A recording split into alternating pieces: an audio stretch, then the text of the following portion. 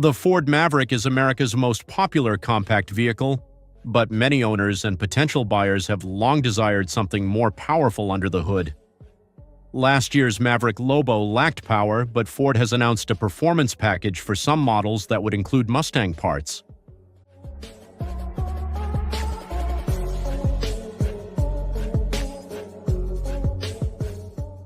The Maverick 300T was designed around the 2.0-liter EcoBoost engine.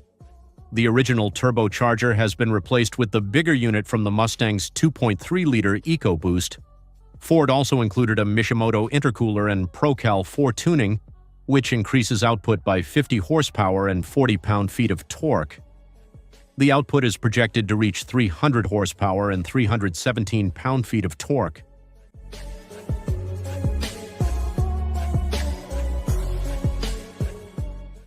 The Maverick 300T takes the Lobo's stabilizer bar, bushings, lowering kit, and dampers.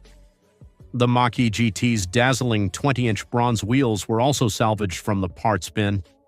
Other notable features include an air-designed front spoiler, fender vents, and a Borla sport exhaust with black chrome tips.